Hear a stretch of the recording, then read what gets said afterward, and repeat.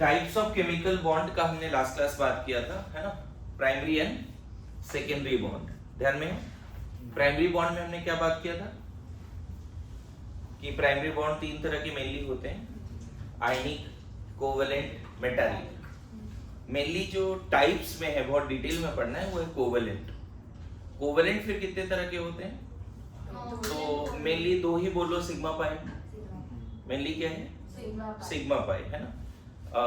थोड़ा सा basic idea देते हुए आगे बढ़ता हूँ, ठीक है, कि सिग्मा पाई का क्या मतलब है यहाँ पे, है ना। हालांकि ये फुल डिटेल में पढ़ना है, लेकिन इसको थोड़ा सा बेसिक आइडिया देता हूँ। कोवेलेंट बॉन्ड कितने तरह के थे? सिग्मा एंड, सिर्फ कोवेलेंट का बात करो, सिग्मा एंड पाई, यही था ना, दो ही तरह का था। सिग्मा में भी हमने कितने टाइप बोल दिए थे आपको? दो टाइप बोल दिए थे, नॉर्मल सिग्मा। एक रफ आइडिया ले लो, अभी बाद में डिटेल में पढ़ा दूंगा, है ना। Normal sigma and sigma coordinate. Sigma coordinate को सिर्फ कोऑर्डिनेट बॉन्ड बोलते हैं।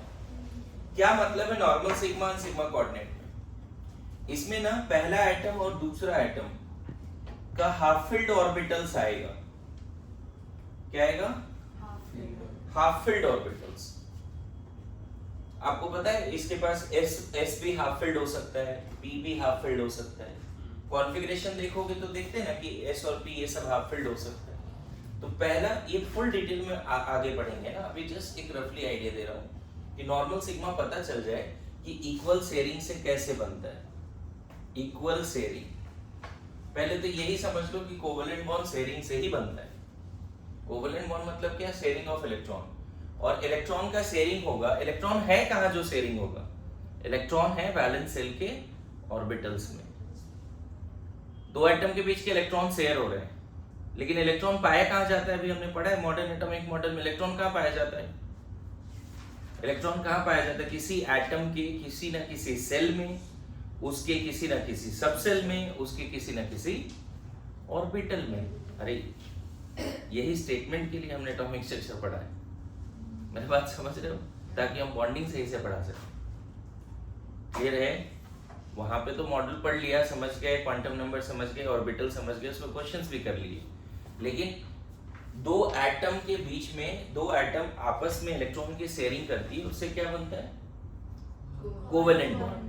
अब इलेक्ट्रॉन की शेयरिंग दो एटम कर रहा है, दोनों एटम जो इलेक्ट्रॉन की शेयरिंग कर रहा है, वो कौन सा इलेक्ट्रॉन की शेयरिंग हो रही है? अभी दिमाग में बैठा लो, वैलेंस शेल की इलेक्ट्रॉन। कोर इलेक्ट्रॉन शेयर नहीं होता है, good to go. Core electron share नहीं होता है। कौन सा इलेक्ट्रॉन शेयर होता है? वैलेंस शेल की।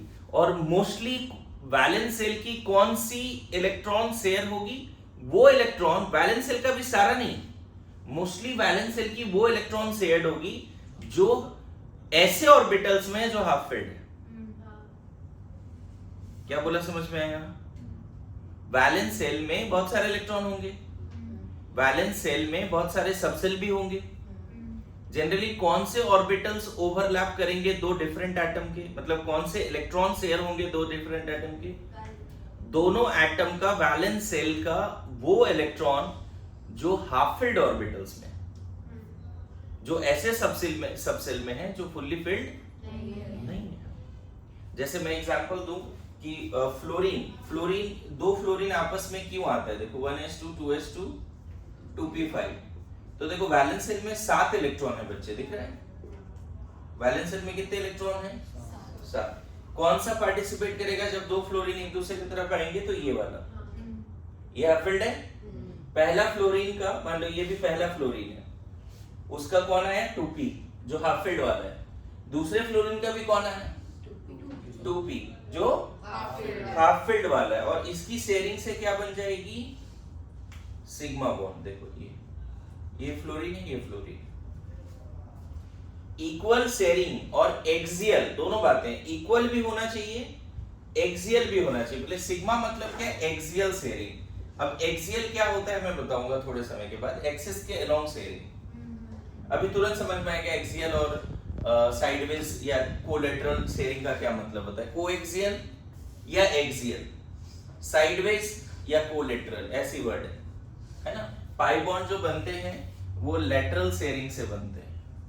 लेटरल भी क्या होता है थोड़े समय के बाद, अभी जस्ट इंट्रोड्यूस कर रहा हूं चीजों को। सो नॉर्मल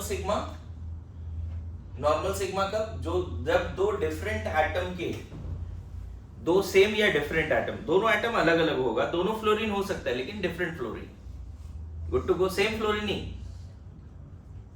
एक इंडिविजुअल एटम आपस में शेयरिंग नहीं करता, दो एटम आपस में शेयरिंग करता है। क्लियर है? आपस में शेयरिंग का क्या मतलब है? हाँ, खुद से थोड़ी बॉन्ड बनाते हैं, अरे खुद से बॉन्ड, हाँ, मेरे बात समझ रहे हो? कुछ लोगों को सिंगल रहना पसंद, शर्माता भी। खैर, बातें ऐसी है, दो डिफरेंट एटम का हाफ फिल्ड एटॉमिक ऑर्बिटल्स अगर ओवरलैप करे तो बोलते हैं नॉर्मल सिग्मा।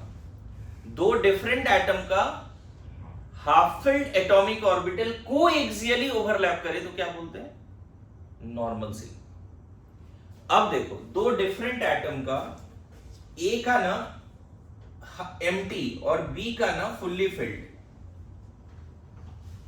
ए का एम्प्टी बी का फुल्ली फिल्ड ओवरलैप करे, दोनों इलेक्ट्रॉन कौन दे रहा है इस बॉन्ड बनाने में? बी दे रहा है। यहां पे भी देखो एक्सियल है लेकिन दोनों इलेक्ट्रॉन कौन दे रहा है? बी दे रहा है। मेरे बात समझ रहे हो?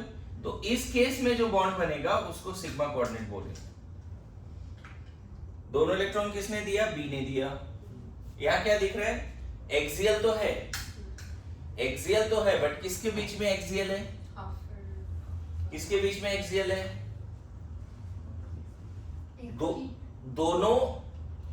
दोनों हाफ फिल्ड ऑर्बिटल के बीच में एक्सियल ओवरलैपिंग है। यहां पे भी एक्सियल ओवरलैपिंग है, किसके बीच में है? एक फुल्ली फिल्ड, एक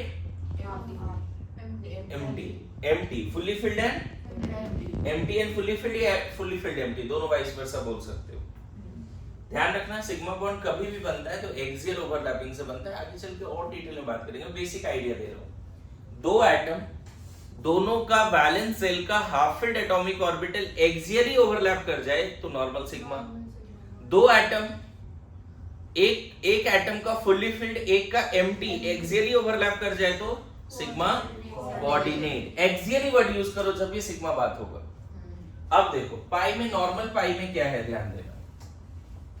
ए और बी पहले से जुड़ा है, ए और बी पहले से जुड़ा है। ए के पास पी है और इसके पास भी पी है, दोनों हाफ फिल्ड है। ए और बी पहले से एक बॉन्ड बना है, ये एक्सियल बॉन्ड बन चुका है पहले से। ए और बी के बीच में पहले से बॉन्ड बन चुका है, that is called axial bond. उसके बाद ए और बी साइडवेज ओवरलैपिंग से एक और बॉन्ड बना रहा है, कोलेटरल। और देखो, साइडवेज ओवरलैपिंग भी किसके बीच में हो रहा है? दो हाफ फिल्ड पी के बीच में हो रहा है।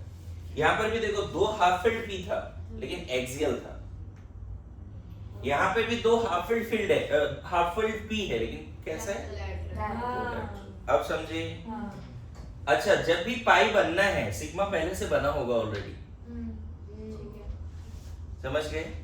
दो आइटम फर्स्ट टाइम आके पहले ही पाई नहीं बनाता, पहले क्या बनाता है? पहले एक्सियल ओवरलैपिंग होती है, फिर पॉसिबिलिटी है कोलेटरल भी हो सकती है। अभी एक एग्जांपल दूंगा, बहुत अच्छा समझ में आएगा, शानदार समझ में आएगा, अभी देखना तुरंत। लेकिन अभी क्या है कि इसके डिटेलिंग में हम नहीं जाएंगे, जस्ट आइडिया दे रहा हूं कि शेयरिंग कैसे होती है। आइडिया लग रहा है थोड़ा थोड़ा? साइडवेज दो हाफ फिल्ड के बीच में ओवरलैप हो जाए तो नॉर्मल पाई। अब देखो, यहाँ पे ए ऑलरेडी बी से जुड़ा है, एक के पास एम्प्टी है, एक के पास फुल्ली फिल्ड है। ये भी साइडवेज ही है, दिख रहा है क्या आपको? ये भी कैसा शेयरिंग है बच्चे? साइडवेज शेयरिंग है, लेकिन कैसा? अनइक्वल। इसी को बोलते हैं पाई कोऑर्डिनेट, जिसको हम लोग बैक बॉन्डिंग भी नाम दिए थे। इसी को नाम क्या दिए थे? Back bonding. थोड़ा आइडिया लगा कि शेयरिंग से क्या बनता है? कोवेलेंट बॉन्ड कैसे बनता है? शेयरिंग ऑफ इलेक्ट्रॉन या इलेक्ट्रॉन्स। सेम एटम एक ही इलेक्ट्रॉन शेयर करता है, 2 3 4 भी कर सकते हैं।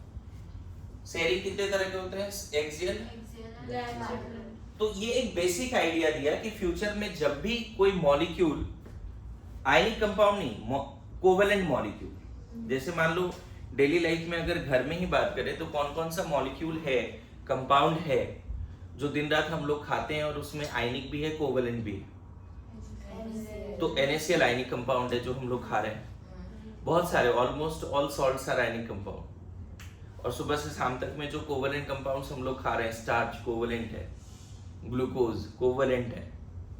मेरे पास समझो वाटर 70% बने हैं पानी से। Water is a covalent molecule. Water is a, समझ गए? वहां पे आयंस नहीं जुड़े हैं, वहां पे दो मॉलिक्यूल आपस में शेयरिंग से जुड़ा है। वाटर में जैसे मैं बताऊं, दिन रात इनहेल क्या कर रहे हैं? O2 कैसा मॉलिक्यूल है? कोवेलेंट। एक एग्जांपल देता हूं, देखो बड़ा अच्छा समझ में आएगा। फॉर्मेशन ऑफ O2 कैसे बनता है? O2 मुझे बताओ, ऑक्सीजन क्या होता है? 1s2 2s2 2p4। तो वैलेंस सेल में इसके पास कितना हाफ फिल्ड है बच्चे? 2। वैलेंस सेल में 6 इलेक्ट्रॉन है। What is the valence electron of oxygen? Valence electron मतलब लास्ट सेल के जितने भी सब सेल है सब में इलेक्ट्रॉन काउंट करो। ऐसा ना हो बच्चे कि 5-10 दिन के बाद, 2-4 महीने के बाद आप बोल दो कि मुझे वैलेंस इलेक्ट्रॉन नहीं आता। मैं डेफिनेशन भी लिखा दूंगा, सब बता दूंगा। थोड़ा सा लर्निंग वाला फेज में रहो। लास्ट सेल में जितने भी ऑर्बिटल्स हैं, जितने भी सबसेल्स हैं, सब में इलेक्ट्रॉन जो होगा वही क्या कहलाएगा? तो सिर्फ 4 नहीं है वैलेंस सेल। लास्ट सेल इसका क्या है? 2s2p। मतलब second shell is last shell. अब सेकंड सेल में कौन कौन सा सबसेल है? 2s और 2p। और उसमें टोटल इलेक्ट्रॉन्स कितने हैं? 6। समझ गए? लास्ट क्लास थोड़ा बहुत बताया था इनर्ट गैस क्यों स्टेबल है, क्योंकि उसके लास्ट सेल में 8 electron. That is octet rule. उसी को हम क्या बोलते हैं? क्या ऑक्सीजन इंडिविजुअली स्टेबल होगा? लास्ट क्लास बताया था। क्या ऑक्सीजन इंडिविजुअली स्टेबल होगा? नहीं। इसको अगर स्टेबल होना है तो इसको 2 इलेक्ट्रॉन तभी तो ऑक्टेट पूरा होगा। इसको नियॉन बनना है तो 2 इलेक्ट्रॉन चाहिए ना। अब देखो, पहला ऑक्सीजन और दूसरा ऑक्सीजन, पता है पहले ऑक्सीजन के पास 2 हाफ फिल्ड ऐसा है। देख मजेदार बात, पहला ऑक्सीजन का एक px जो हाफ फिल्ड है दूसरे px से जुड़ गया। कैसे जुड़ गया? एक्सियली। समझ में है? अब देखो दूसरा, जैसे ये दोनों जुड़ा, आपको पता है ना इसके पास 2 हाफ फिल्ड है, 2px 2py। तो पहला का 2px ये है, दूसरे का 2px ये है। पहला का 2py ये है और दूसरे का 2py ये है। देखो ऐसे भी जोड़ दो। मेरे बात समझ लो? मतलब O2 जब भी बना है एक एक्सियल ओवरलैपिंग से बना है और एक कोलैटरल। इसीलिए हम O2 में जब भी आज के बाद फ्यूचर में बात करेंगे O2 का स्ट्रक्चर बनाओ तो हमें ऐसे दिखाना पड़ेगा। समझ में? देख लो कितना इंटरेस्टिंग है। O2 का स्ट्रक्चर बनाओ तो हमें ऐसे दिखाना पड़ेगा। दिन रात हम लोग O2 ले रहे हैं, कुछ तो रिस्पेक्ट करें, पे करने का टाइम आ गया, याद करना पड़ेगा उसको। मेरी बात समझ रहे हो? अच्छा, इसके अलावा हर ऑक्सीजन पे ये 4 तो वैलेंस सेल में बचने वाला है। ये दोनों तो एज इट इज है ना बच्चे, पहला ऑक्सीजन, और ये दोनों फर्स्ट ऑक्सीजन का इधर गया। उसी तरह दूसरा ऑक्सीजन का ये दोनों एज इट इज है, दूसरे ऑक्सीजन का दोनों हाफ फिल्ड इधर आया। अब गौर करो, इसके पास टोटल कितना इलेक्ट्रॉन है?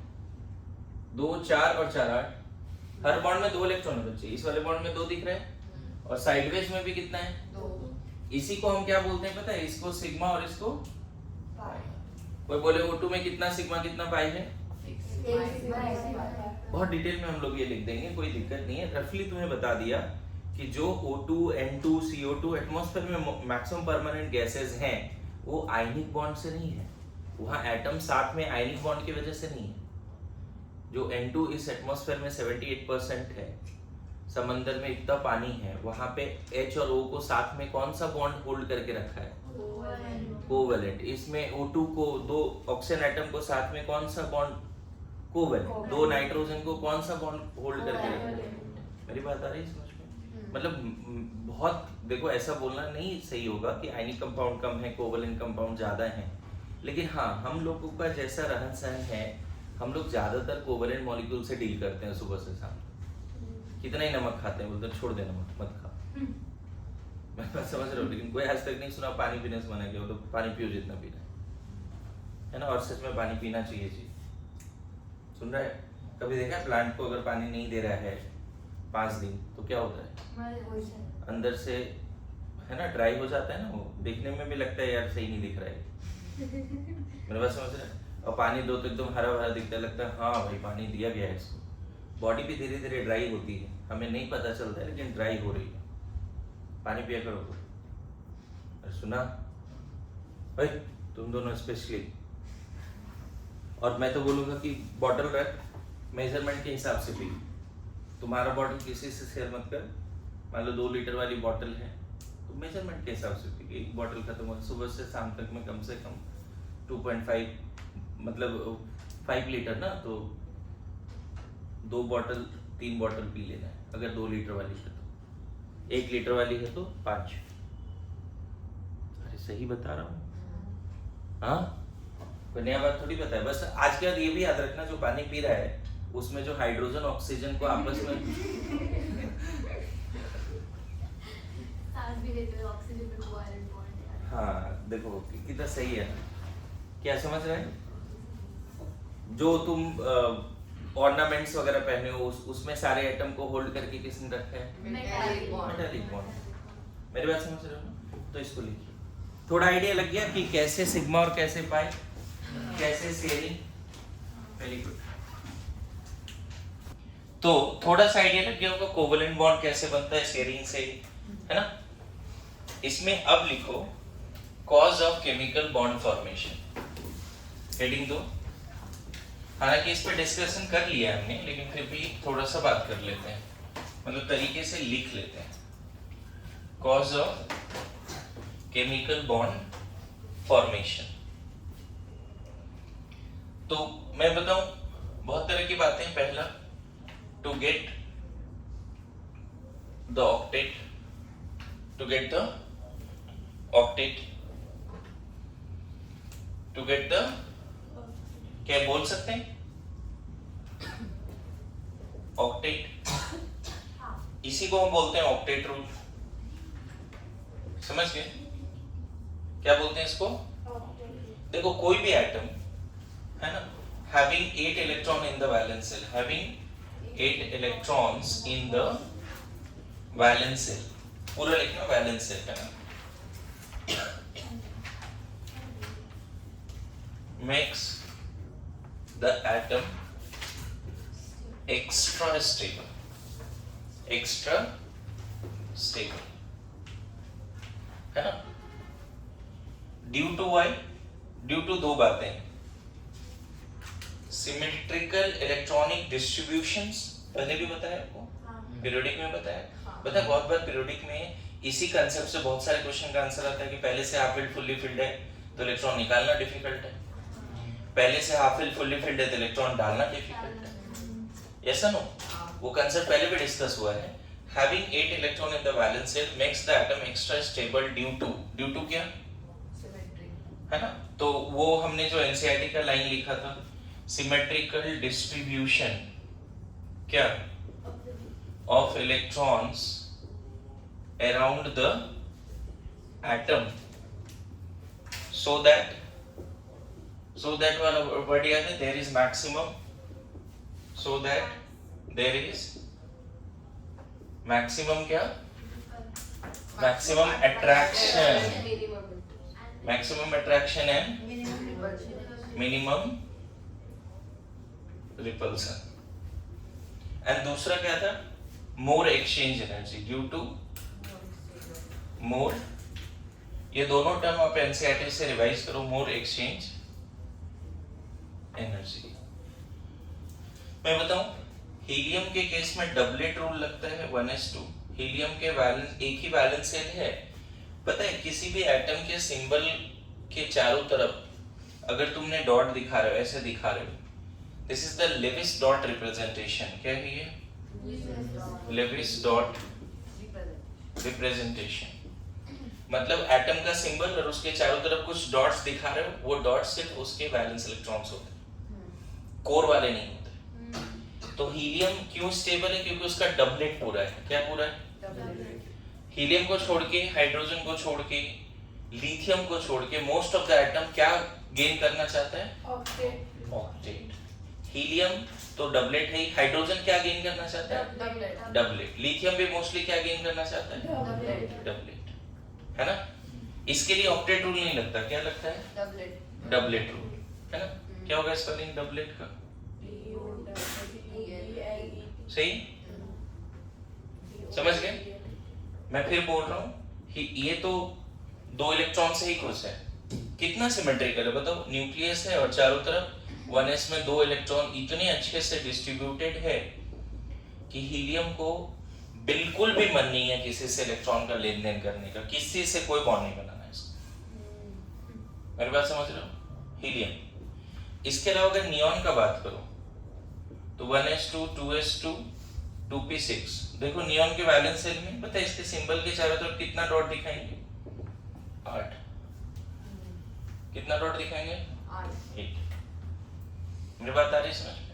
अगर वैलेंस सेल में 8 डॉट है, मतलब सिंबल के चारों तरफ अगर 1 डॉट है, मतलब ये वाली बात है, हाईली स्टेबल। इसको भी कोई मतलब नहीं है किसी से इलेक्ट्रॉन का लेन देन करने का। अच्छा, नियॉन में 8 इलेक्ट्रॉन दिखा रहे हैं लेकिन होता 10 है। टोटल इलेक्ट्रॉन कितने हैं? 2, लेकिन कोर इलेक्ट्रॉन्स हैं। Penultimate shell, ultimate shell, outermost shell, penultimate shell. कभी भी लेविस डॉट स्ट्रक्चर में पेलेंटिमेट सेल के इलेक्ट्रॉन्स को डॉट फॉर्म में नहीं दिखाते। कौन से इलेक्ट्रॉन्स को दिखाते हैं? वैलेंस इलेक्ट्रॉन को, आउटर मोस्ट इलेक्ट्रॉन्स को। Good to go. Outermost shell के जितने भी सब सेल होंगे 2s2p, सब में जितना है सब मिला के वहां दिखा दो। नियॉन क्यों स्टेबल है? क्योंकि उसके आउटर मोस्ट सेल में क्या है? Having 8 electron in the valence shell makes the atom। तो नियॉन को कुछ पड़ा है किसी से लेन देन करने की? नहीं। बात समझे? तो कोई भी एटम बॉन्ड क्यों बनाता है? To get the octet. To get the octet. उसमें बात करेंगे कि कैसे ऑक्टेट पूरा होने से स्टेबिलिटी मिलती है। तो ऑक्टेट पूरा होने से क्या हो जाता है? उसकी electronic distribution around the nucleus इतना ज्यादा सिमेट्रिकल होता है कि they are extra stable because of maximum attraction and minimum repulsion. Argon का अगर बात करो, argon 1s2 2s2 2p6 3s2 3p6। देखो तो आर्गन के पास भी कितना इलेक्ट्रॉन है वैलेंस सेल में? वैलेंस सेल में इधर 10 इलेक्ट्रॉन मत दिखाओ। लेविस डॉट स्ट्रक्चर में वैलेंस सेल के इलेक्ट्रॉन्स को डॉट के फॉर्म में दिखाया जाता है सिंबल के चारों तरफ। This is the representation. क्या ऐसा दिखाने से हम बोलेंगे कि आर्गन के पास 8 इलेक्ट्रॉन ही है? नहीं। वैलेंस सेल में 8 है, बाकी उसके इनर में हो सकता है, इनर में 10 है। इनर में कितने हैं? क्या नियॉन में ऐसा हमने दिखा दिया सिंबल के चारों तरफ 8 डॉट, क्या उसमें 8 ही इलेक्ट्रॉन्स हैं? नहीं, उसमें कितने इलेक्ट्रॉन्स हैं? 10 हैं। समझ में आ रहा है बातें? आगे बढ़े। उसी तरह क्रिप्टन बताओ। हाँ, क्रिप्टन बताओ उसी तरह से। क्रिप्टन क्या लिखते हैं बताओ? पहला एटम, दूसरा एटम, तीसरा एटम। क्रिप्टन 36 होता है, पता है तुम्हें? फोर्थ ना, 1s2 2s2 2p6 3s2 3p 4s2 को बाद में दिखा देते हैं। 434 होता है ना, इसके बाद 434, तो ये 10 4s2 4p6। हालांकि ये पहले बढ़ता है, पहले 4s बढ़ता है, फिर 3d बढ़ता है, फिर 4p बढ़ता है, लेकिन मैं डिस्टेंस वाइज दिखा दिया, कोई दिक्कत? अभी भी क्रिप्टन के आउटर मोस्ट सेल में कितना इलेक्ट्रॉन है? तो क्रिप्टन के सिंबल के चारों तरफ कितना डॉट दिखाएंगे? तो लेविस वाज द साइंटिस्ट, उसने ये बोला कि किसी भी एटम के चारों तरफ वैलेंस सेल में अगर 8 इलेक्ट्रॉन है तो बॉन्ड नहीं बनाएगा। मेरी बात समझ रहे हो? और अगर नहीं है तो बॉन्ड बना के कोशिश करेगा कि उसके चारों तरफ कितना इलेक्ट्रॉन आ जाए? 8 इलेक्ट्रॉन। मेरी बात समझ रहे हो? To get the octet they will try to form bonds, और to get the octet atom क्या कर सकता है? या तो इलेक्ट्रॉन की लॉस कर सकता है, या गेन कर सकता है, या शेयरिंग कर सकता है। अगर किसी के वैलेंस सेल में 8 इलेक्ट्रॉन नहीं है तो वो स्टेबल नहीं है। अब वो स्टेबल होने के लिए क्या करेगा? किसी और के साथ शेयर भी कर सकता है, किसी और के साथ इलेक्ट्रॉन लेके शेयर करके उसके साथ रहेगा, या फिर वो अपना खुद का इलेक्ट्रॉन लॉस कर देगा, फिर वो ऑक्टेट पूरा हो जाएगी उसकी, या फिर इलेक्ट्रॉन गेन कर लेगा। मतलब if not having 8 electron in the valence shell, atom will try to get 8 electron in the valence shell by sharing of electron, by loss of electron, by gain of electron। ये बाद में अभी लिखेंगे हम लोग, इतना पहले लिखो। जेनन की भी वैलेंस शेल में कितना इलेक्ट्रॉन होगा? 8। क्रिप्टन, जेनॉन, रेडॉन, इन सब के कितने इलेक्ट्रॉन्स होंगे वैलेंस शेल में? 8। लिखना शुरू कीजिए, ध्यान दीजिए। क्रिप्टन, जेनॉन समझ में आया?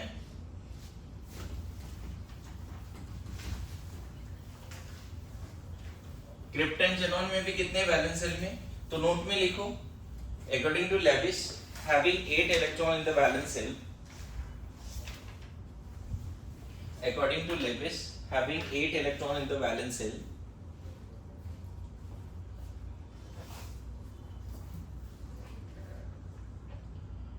according to Lewis having 8 electron in the valence shell,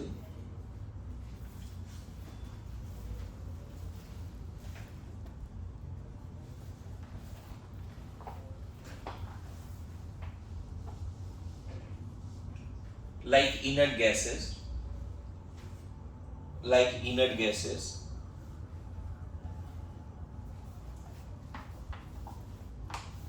like inert gases, makes them extra stable, makes them extra stable। Bracket में ऐसे लिख लो NH2 NP6 stable configuration, stable configuration makes them extra stable। क्यों? उसके पीछे reason यहाँ लिख ही दिया है, because of the symmetrical distribution of electron there is maximum attraction and minimum repulsion and due to more number of exchanges। ये दोनों बातें उसका रीजन है ना? इसी में आगे लिखो, makes them extra stable, full stop। any atom not having 8 electron in the valence shell, any atom not having 8 electron in the valence shell, stable configuration, इसी में थोड़ा ये लिख लेना, noble gas configuration, noble gas configuration। Bracket के दो, bracket में ही दोनों बातें लिख लो। फिर से any atom not having 8 electron in the valence shell, any atom not having 8 electron in the valence shell will combine with other atom, other such atom, will combine with other such atom, will combine with other such atom, will combine with other such atom to get the noble gas configuration, bracket में stable configuration, or to get the octet। any atom not having 8 electron will combine with 8 electron in the valence shell, will combine with other such atom to get the noble gas configuration, to get the octet, to get the stable configuration। ये सारी बातें हैं। कोई भी atom, Levi's ने क्या बोला, ऐसा कोई भी एटम जिसके पास वैलेंस शेल में 8 इलेक्ट्रॉन नहीं है, वो क्या करेगा? वो स्टेबल नहीं है। जिसके पास वैलेंस शेल में 8 इलेक्ट्रॉन नहीं है, वो स्टेबल नहीं है। तो वो क्या करेगा? To get the stability, to get the noble gas configuration, वो किसी और से कंबाइन होगा और फिर उसके बाद उसका ऑक्टेट पूरा हो जाएगा। जैसे इसका एक सिंपल एग्जांपल देता हूँ, फिर हम आगे बढ़ेंगे। मेरी बात समझ रहे हो? इनर्ट गैस आज के बाद सही से एक्सप्लेन कर पाओगे बॉन्ड क्यों नहीं बनाता? पता है इनर्ट गैस में क्रिप्टन और जेनॉन एंड रेडॉन भी बॉन्ड बना लेता है, ऑक्टेट पूरा है फिर भी बॉन्ड बनाता है। मेरी बात समझ रहे हो? 3 एटम इनर्ट गैस में कंफर्म बॉन्ड नहीं बनाता। कौन? Helium, neon, argon. मतलब लेविस भी फेल हो गया, ऑक्टेट रूल भी फेल हो गया। आगे हायर थ्योरी भी आए, वो आगे चल के डिस्कस करेंगे। फॉर द टाइम बीइंग मुझे ही बताओ, जैसे नियॉन के पास वैलेंस शेल में कितना इलेक्ट्रॉन है? 8 है। इसको बॉन्ड बनाने की जरूरत है? नहीं। ऑक्सीजन के पास वैलेंस शेल में कितना इलेक्ट्रॉन है? 1s2 2s2 2p4। कितना इलेक्ट्रॉन है? ऑक्सीजन के सिंबल के चारों तरफ क्या दिखाना है? 6 इलेक्ट्रॉन। क्या ऑक्सीजन स्टेबल है? ये स्टेबल है बट ये स्टेबल नहीं है। नहीं, तो ये क्या चाहेगा टू गेट द स्टेबिलिटी, ये चाहेगा अपना ऑक्टेट कंप्लीट करना। कंप्लीट करना। तो पता है इस तरह के दो ऑक्सीजन एक दूसरे की तरफ आएंगे, मेरी बात समझ रहे हो? पहला ऑक्सीजन कल भी लास्ट क्लास में भी जाते हुए बता के गया था आपको, पहला ऑक्सीजन आया 6 इलेक्ट्रॉन के साथ, दूसरा भी 6 इलेक्ट्रॉन के साथ आ गया। पहला ऑक्सीजन ने बोला कि देखो मेरे पास 6 इलेक्ट्रॉन है वैलेंस शेल में, मुझे ऑक्टेट पूरा करने के लिए 2 इलेक्ट्रॉन तुम्हारे लगेंगे, ले लिया उसने। दूसरा ऑक्सीजन ने सेम बोला कि देखो मेरे पास 6 है, मुझे ऑक्टेट पूरा करने के लिए तुम्हारे 2 इलेक्ट्रॉन लगेंगे। देखो अब बताओ, दोनों के पास जब दोनों साथ में हैं तो नहीं लगता है ये साथ में नियॉन बन चुका है। इसके वैलेंस शेल में कितने इलेक्ट्रॉन है? 8। इसके भी वैलेंस शेल में, तो दोनों अब नियॉन बन चुका है इंडिविजुअली। इसी को हम क्या दिखाते हैं इस तरह से, देखो ये इससे जो एडवांस कंसेप्ट है वो बेसिक्स में मैंने अभी बताया आज की क्लास में, कैसे एक्सियल और साइडवेज, वो इसके बाद वाला कंसेप्ट है जो मैंने रफली डिस्कस किया आज। बताया ना कि कैसे O2 बनता है, एक एक्सियल ओवरलैपिंग 2px 2px के बीच में, और यहाँ पे लेविस ने ओवरलैपिंग और कुछ बोला ही नहीं।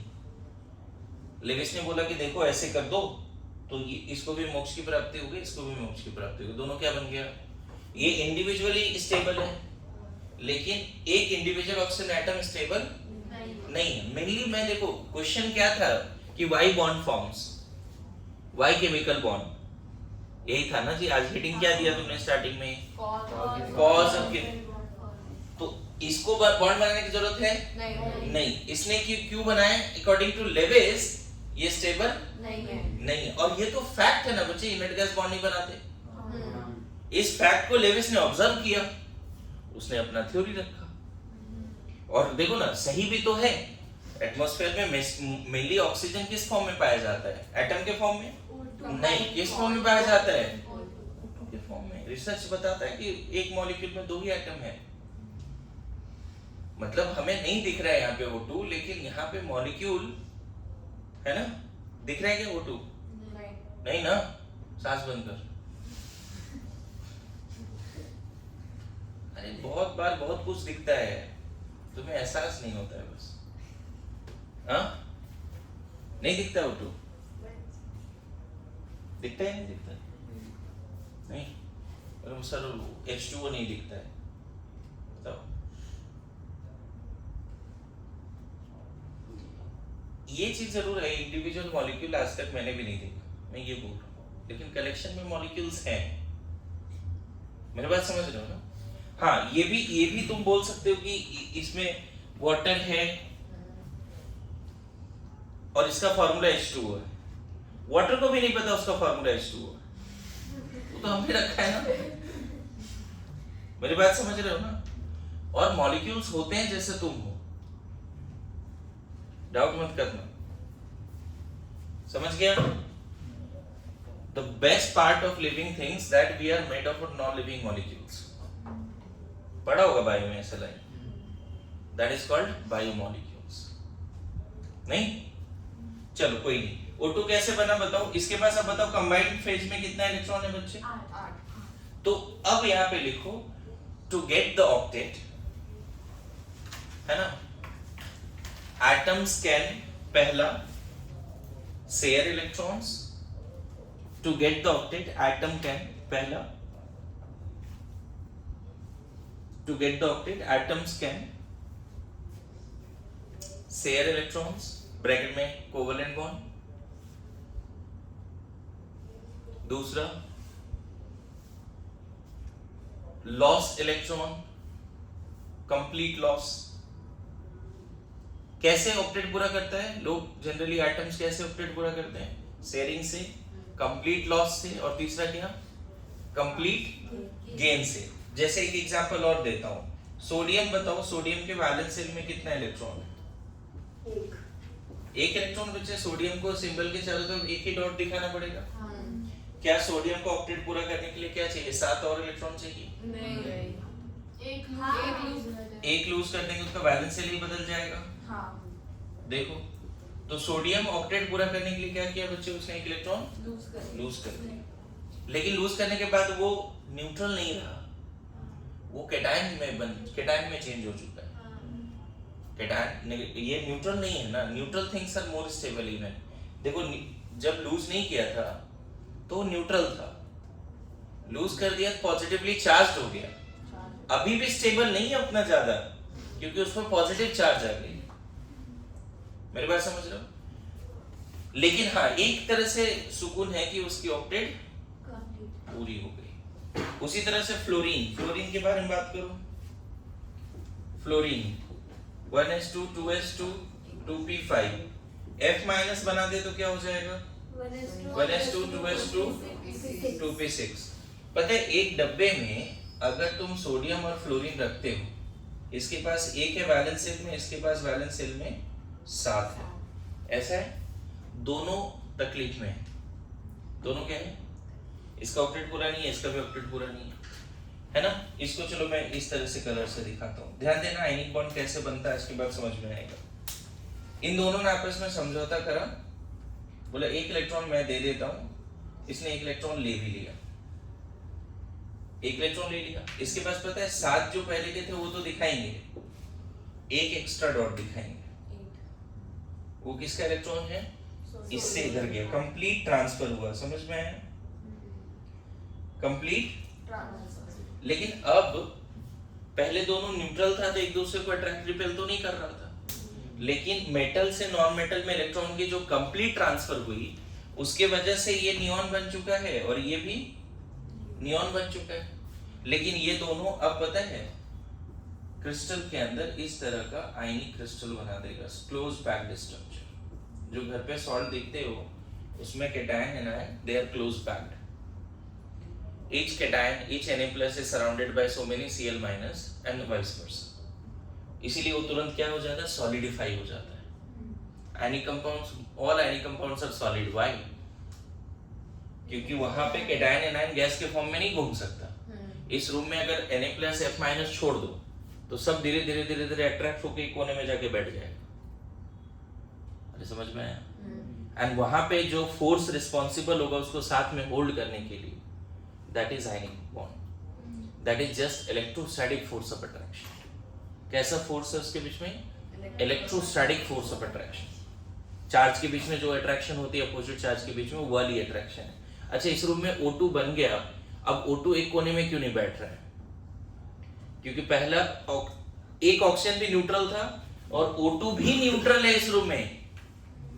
अरे समझ में आ रहा है, एक ऑक्सीजन भी न्यूट्रल था और मॉलिक्यूल भी न्यूट्रल है, तो यहाँ पे दो मॉलिक्यूल्स के बीच में उतना स्ट्रॉन्ग अट्रैक्शन ही नहीं है, सेकेंडरी फोर्स उतना स्ट्रॉन्ग होता ही नहीं कि उसको साथ में होल्ड करके रखे। मेरी बात आ रही समझ में? लेकिन ग्लूकोज वगैरह, सुक्रोज, ये सब मॉलिक्यूल के बीच में सेकेंडरी फोर्स इतना ज्यादा होता है। तुम देखो छोटे से क्रिस्टल शुगर का, सुक्रोज का, नहीं छोटे से दाना, पता है उसमें lakhs of C12 H22 O11 है। एक मॉलिक्यूल से नहीं बना एक दाना, लैक्स ऑफ मॉलिक्यूल से बना है, और उन सारे मॉलिक्यूल को साथ में होल्ड किसने कर रखा है, वहां पे H बॉन्ड होता है। वहां पे कैसा बॉन्ड होता है, H बॉन्ड। मेरी बात समझो, वाटर बन गया, वाटर बन गया, वाटर इंडिविजुअली क्यों नहीं घूम रहा है, जैसे O2 N2 घूम रहा है एटमॉस्फेयर में, वाटर इंडिविजुअल एटमॉस्फेयर में क्यों नहीं घूम रहा है, क्योंकि वाटर जैसे ही बना अब उसके बीच में सेकेंडरी फोर्स काफी स्ट्रॉन्ग है, that is called H bond again. मेरी बात समझ रहे हो? बहुत सारे सब्सटेंस सॉलिड और liquid because of secondary force भी है, लेकिन NH जो आयनिक कंपाउंड्स है, क्या वो सॉलिड सेकेंडरी फोर्स की वजह से? आयनिक कंपाउंड किसके वजह से है सॉलिड? प्राइमरी फोर्स की वजह से। Cation will attract anion and vice versa. मेरी बात समझ रहे हो? तो मैंने क्या बोला आपको कि to get the octet, to get the octet क्या कर सकता है कोई एटम, क्या जुगाड़ लगा सकता है, शेयर कर सकता है, लॉस और गेन हो सकता है। देखो इसको लॉस कर, लेकिन लॉस होने के बाद कैटायन बन गया, गेन करने के बाद एनायन बन गया, अब कैटायन एनायन साथ में जुड़ गया। मेरी बात आ रही समझ? व्हाट इज आयनिक बॉन्ड, थोड़ा थोड़ा आइडिया दिया है भी, कोवेलेंट बॉन्ड क्या है, आयनिक बॉन्ड क्या है। Why bonds forms to get the octet? Why bonds are formed to get the octet? समझ में आ रहा है? लिखिए लिखिए लिखिए, जल्दी लिखिए, एग्जांपल्स लिखो। देखो सेकंड पॉइंट, देखो नाइट्रोजन क्या स्टेबल है क्या बताओ? नाइट्रोजन के वैलेंस इलेक्ट्रॉन कितने बचे? 5 है। क्या लगता है नाइट्रोजन स्टेबल है? नहीं। ऑक्टेट पूरा नहीं है, तो दोनों नाइट्रोजन एक दूसरे की तरफ आएगा, क्या जुगाड़ लगाएगा? पहला नाइट्रोजन बोलेगा देखो हमको कितने चाहिए इलेक्ट्रॉन, मेरे पास 5 है, तुम 3 इलेक्ट्रॉन मुझे दे दो, पहला वाला नाइट्रोजन। तो देखो उसने 3 इसके ले लिए, तो इसका तो ऑक्टेट पूरा हो गया, 5 और 3 8। इसने भी क्या बोला कि मेरे पास भी 5 है, ये इक्वल शेयरिंग की बात। आप देखो तो ये नियॉन बन गया और ये भी क्या बन गया, और लेकिन ऐसा होने से कितने इलेक्ट्रॉन शेयर्ड हैं? 6 इलेक्ट्रॉन शेयर्ड हैं, पर 2 इलेक्ट्रॉन से एक बॉन्ड, तो हमको नाइट्रोजन के बीच में कितने बॉन्ड दिखाने पड़ेंगे? ट्रिपल बॉन्ड दिख रहा है यहाँ पे, और एक एक इलेक्ट्रॉन पेयर अनशेयर्ड है। वैलेंस शेल का वो इलेक्ट्रॉन जो बॉन्डिंग में पार्टिसिपेट नहीं किया उसको लोन पेयर बोलते हैं। वैलेंस शेल में कितने इलेक्ट्रॉन है? 5, 3 तो गए, इसके भी 3 गए, बचे ना 2। इसको नॉन बॉन्डेड अनशेयर्ड इलेक्ट्रॉन को हम लोन पेयर बोलते हैं। ये दोनों क्या कहलाएगा? लोन पेयर, है ना? समझ में आया? क्लियर है? अब देखो यहाँ पे बोल सकते हैं number of electrons shared, number of electron shared, number of covalent bond. अगर एक इलेक्ट्रॉन से 2 इलेक्ट्रॉन शेयर्ड है तो एक बॉन्ड बस दिखाओ। कितने? 2 एटम के बीच में सिर्फ 2 इलेक्ट्रॉन शेयर्ड है, तो बॉन्ड कितना दिखाएंगे? एक। और वो जनरली बॉन्ड कैसा होगा? सिग्मा। अगर 2 एटम के बीच में 4 इलेक्ट्रॉन शेयर्ड है तो बॉन्ड कितना दिखाएंगे? 2, जिसमें से एक सिग्मा एक पाई होगा। मेरी बात आ रही समझ में? अगर 2 एटम के बीच में 6 इलेक्ट्रॉन शेयर हुआ है तो 3 बॉन्ड दिखाओगे, सिग्मा तो एक ही होगा, पाई तुम्हारा 2 हो जाएगा। पता है नाइट्रोजन जो ट्रिपल बॉन्ड बनाया ना, इसमें से ये बीच वाला सिग्मा है और ये दोनों पाई। आगे सिखाएंगे तो थोड़ा थोड़ा आइडिया लगा भी वैलेंस इलेक्ट्रॉन क्या होता है, लोन पेयर क्या होता है। अच्छा पता है एटमॉस्फेयर में N2 क्यों स्टेबल है? 78% है।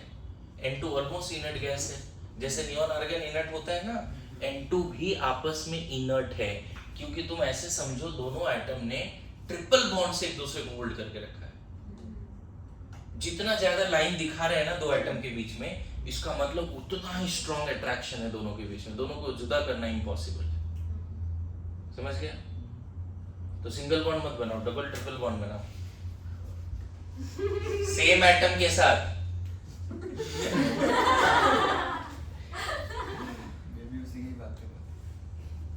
डबल बॉन्ड बोला बनाने, तो तू कहाँ गया मैं समझ रहा हूँ, है ना? लिखो जल्दी।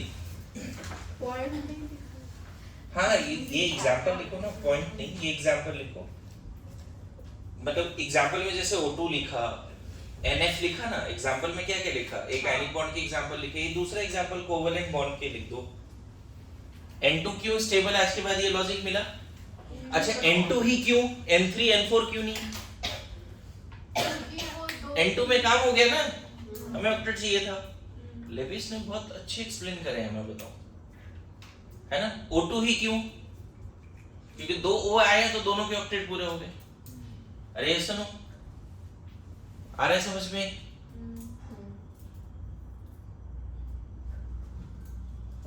लेविस की बातें आ रही है समझ में? हाँ क्या? ऐसे सर्कल डायग्राम ना, अभी समझ में आ रहा होगा तुम लोगों को फिर तो। नहीं उस टाइम भी आया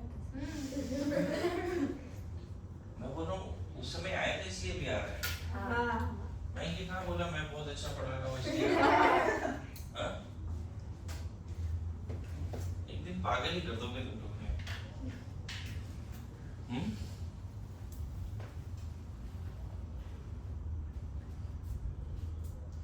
पक्का पागल हो जाऊंगा एक दिन में। मैंने तो क्या दिक्कत है? तुम्हें पता है पागल कैसे हो जाते हैं? पागल कैसे हो जाते हैं? हाँ। देखो ऐसे हो जाते हैं। पागल कैसे हो जाते हैं? देखो ऐसे हो जाते हैं। तुम लोग पता क्या है, तुम लोग सपने देखने वाले लोग हो। इसमें 4 लाइन ऐसा था कि पागल कैसे हो जाते हैं, देखो ऐसे हो जाते हैं। ख्वाबों का धंधा करते हो, ख्वाबों का धंधा करते हो, कितने पैसे हो जाते हैं। यार समझ में आ रहा? ख्वाबों का धंधा करते हो, कितने पैसे हो जाते हैं। और अपना काम तो खुदा करता है, तुम्हारे वैसे हो जाते हैं।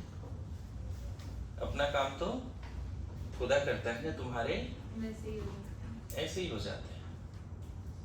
क्या? नहीं, और हम भी नहीं मानते। तुम नहीं मानते? तुम लोग इसी तरह से तो कर ही रहे हो ना।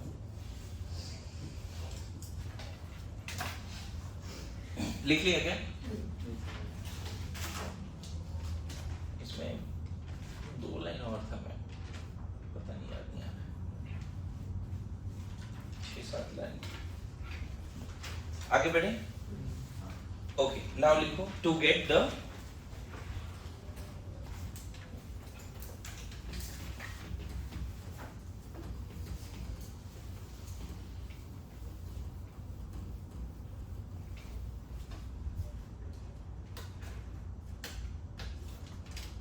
लास्ट वाला 2 लाइन ना एकदम मजेदार था, मुझे ध्यान में नहीं आ रहा है। सर आप याद करो। दुनिया सा होना मुश्किल है, दुनिया सा होना मुश्किल है, मैं भी तेरे जैसे हो जाते हैं, मैं भी तेरे जैसे हो जाते हैं। समझ कैसा था? पागल कैसे हो जाते हैं, पागल कैसे हो जाते हैं, देखो ऐसे हो जाते हैं। ख्वाबों का धंधा करते हो, कितने पैसे हो जाते हैं। हाँ, अपना काम खुदा करता है, तुम्हारे ऐसे हो जाते हैं। और दुनिया सा होना मुश्किल है, मैं भी तेरे जैसे हो जाते हैं। बदल जाऊं? ठीक है, आज के बाद नहीं पढ़ूंगा, कुछ नहीं बोलूंगा। ठीक है, नेक्स्ट पॉइंट लिखो, to get the stability. To get the stability, इसी में लिख लेना tendency to minimize energy to get the stability. हालांकि पहला पार्ट क्या बोला, to get the octet, to get the octet. अभी इसी पे एक्सप्लेनेशन चल रही थी ना। पहला पार्ट क्या था, टू गेट द ऑक्टेट, ठीक है। दूसरा पार्ट क्या है इसमें, to minimize the energy. Energy minimize हो गई तो स्टेबिलिटी क्या हो गई, मैक्सिमाइज हो गई। इसीलिए मैंने क्या बोला, to get the stability, to minimize the energy. Bracket में लिख सकते हो पोटेंशियल एनर्जी। इसको थोड़ा अच्छे तरीके से समझो। इसमें ना देखो, अगर मान लेते हैं 2 एटम है, सपोज हाइड्रोजन है, हाइड्रोजन का न्यूक्लियस होगा, 1 इलेक्ट्रॉन होगा, और यहाँ पे भी हाइड्रोजन का न्यूक्लियस है, 1 इलेक्ट्रॉन। दोनों हाइड्रोजन जब काफी डिस्टेंस पे है, डिस्टेंस ठीक ठाक है दोनों हाइड्रोजन के बीच में, तो इसका इलेक्ट्रॉन में रिपल्सन भी नहीं है, अच्छा खासा डिस्टेंस है। मेरी बात समझ रहे हो? इसके इलेक्ट्रॉन में रिपल्सन नहीं है, दोनों का न्यूक्लियस भी रिपेल नहीं कर रहा है, साथ साथ में इसके न्यूक्लियस और इसके इलेक्ट्रॉन के बीच में अट्रैक्शन भी नहीं, क्योंकि डिस्टेंस ठीक ठाक है। अब बताओ, अगर ये दोनों पास आ गए, थोड़ा पहले डिस्टेंस काफी ज्यादा है बच्चे, आर ऑलमोस्ट क्या है, इंफिनिटी। दोनों अगर थोड़ा पास आ गए, तब बताओ कितने तरह के फोर्सेस यहाँ पे इंक्लूड हो जाएंगे। दोनों अगर पास आए बच्चे, तो मैं बता दूं कि यहाँ पर दोनों का इलेक्ट्रॉन और दोनों का न्यूक्लियस, देखो न्यूक्लियस एक दूसरे को रिपेल कर रहा है, ये इलेक्ट्रॉन इसको रिपेल कर रहा है, ये इलेक्ट्रॉन इसको रिपेल कर रहा है। रेड से हम क्या दिखा रहे हैं, रिपल्सन। रेड से क्या दिखा रहे हैं, ये न्यूक्लियस अपने इलेक्ट्रॉन को तो होल्ड करके रखा ही है, ये तो हमने एटॉमिक स्ट्रक्चर में पढ़ा है। कोई भी एटम अपना इलेक्ट्रॉन तो होल्ड करके रखता है, ionization energy is always positive, याद करो। लेकिन इसका न्यूक्लियस इसको क्या करेगा, अट्रैक्ट। इसका न्यूक्लियस इसको क्या करेगा, अट्रैक्ट। रिपल्सिव फोर्स देखो ज्यादा एरो दिख रहा है, लेकिन दो एटम जब पास में आता है तो ओवरऑल जो डोमिनेटिंग फोर्स है वो अट्रैक्टिव, डोमिनेटिंग फोर्स तभी तो पास आ रहे हैं। डोमिनेटिंग फोर्स कैसा है बच्चे? अट्रैक्टिव। ये सब ये कैसा फोर्स है? Attraction attraction. ये कैसा फोर्स है? रिपल्शन। रिपल्सन। इलेक्ट्रॉन्स के बीच में repulsion, negative negative charge repel कर रहे हैं, बोलो। न्यूक्लियस पॉजिटिव चार्ज रिपेल कर रहा है। लेकिन ये क्या देखा गया? F attraction net greater than F repulsion, ये देखा गया बच्चे, इसीलिए दोनों और पास आते हैं। समझ रहे हैं? दोनों और पास आते हैं, और पास और पास और पास। कितना पास बता? डायरेक्शन है और पास। चलो कोई नहीं। थर्ड केस क्या होगा? यहाँ पे डिस्टेंस कितना ले लिया? R ऐसा कुछ। नेट फोर्स अट्रैक्टिव है, दोनों और पास आएंगे। अब क्या होगा? उसके इलेक्ट्रॉन क्लाउड शेयर हो जाएगी, इलेक्ट्रॉन क्लाउड शेयर हो जाएगी। एक ऐसे डिस्टेंस पे आ गया बच्चे जिसमें अट्रैक्शन और रिपल्सन बराबर हो चुके हैं। पहले कौन डोमिनेटिंग था? अट्रैक्शन। अब एक ऐसे डिस्टेंस पे आ गया जहां पे नेट अट्रैक्शन नेट रिपल्सन के बराबर है। और ये एक ऐसा फेज है ना, नेट अट्रैक्शन अप्रोक्सीमेटली नेट क्या बोलेंगे? रिपल्सन। ये बोलते हैं कि इस केस में जो डिस्टेंस है वही बॉन्ड लेंथ है। इस केस में दो एटम के बीच का जो इंटरन्यूक्लियर डिस्टेंस है वो क्या है? बॉन्ड लेंथ है। मेरी बात समझ रहे हो? This is called bond length. ये एक ऐसा केस है जिसमें पोटेंशियल एनर्जी मिनिमम है। पोटेंशियल एनर्जी क्या है? मिनिमम है। फोर्थ केस, अगर इससे और पास लाओगे बच्चे, है ना, इससे और पास लाओगे, suddenly F net repulsion greater than F net attraction होगा। बहुत पास में डेंजरस है, समझ गया? ध्यान रखना। क्या होगा? रिपल्सन। एक स्पेस देने का भाई, समझ रहे? चलो सिखा के भेजेंगे तुम्हें कॉलेज, टेंशन मत ले। समझ गए? इसके बाद रिपल्सिव फोर्स इतना ज्यादा शार्पली राइज करेगा, इस केस में पोटेंशियल फिर से मिनिमम नहीं है, पोटेंशियल बढ़ना शुरू हुआ। मतलब दो एटम दूर थे तो पोटेंशियल एनर्जी क्या थी? 0। जैसे से पास आए पोटेंशियल एनर्जी घट रहा है, पोटेंशियल एनर्जी घट रहा है, इनफैक्ट नेगेटिव। यहां पे potential energy minimum most negative. क्या? Most negative. जब दो एटम अलग अलग है उसकी एनर्जी कंटेंट ज्यादा है, जैसे ही पास आए एनर्जी कंटेंट कम, किसी के पास एनर्जी कम तो ज्यादा स्टेबल। मेरी बात समझ रहे हो? दो एटम जब कंबाइंड फॉर्म में है तो आपको ये बोल के आना पड़ेगा उसकी एनर्जी मिनिमम है। इंडिविजुअली घूम रहा है तो उसकी एनर्जी, अरे समझ रहे हैं? Single unstable. क्या साथ में रियल वाला लाइफ में केमिस्ट्री में ऐसा नहीं होता बच्चे, है ना? समझ गया? बच्चे कॉलेज जाते हैं पहले ही साल में, वो तुरंत पहला 2 महीने में सिंगल से मिंगल, है ना? उसके बाद थोड़े दिन के बाद फिर फेसबुक में ये सब चेंज होता है, कॉम्प्लिकेटेड, कॉम्प्लेक्स, ये पता नहीं क्या किया। खैर, जब तक ये है तब तक ठीक है। ये कंडीशन में फिर से बॉन्ड स्टेबल नहीं है। अब इसको एक ग्राफ से देखो, इतना इसलिए बताया क्योंकि ये ग्राफ पूछा जाता है और मैं चाहता हूं ये ग्राफ याद रहे आपको।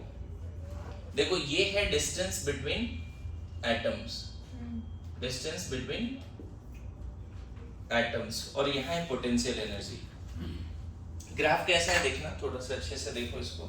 जब दोनों के बीच में डिस्टेंस मैक्सिमम है, इनफाइनाइट डिस्टेंस है, रेडियस कितना है? इनफाइनाइट, तो पता है उसके बीच का पोटेंशियल एनर्जी 0। ऐसा ग्राफ है, मैं बताता हूं कैसे ये ग्राफ आया। जब डिस्टेंस कितना है बच्चे? दो एटम के बीच में डिस्टेंस कितना है?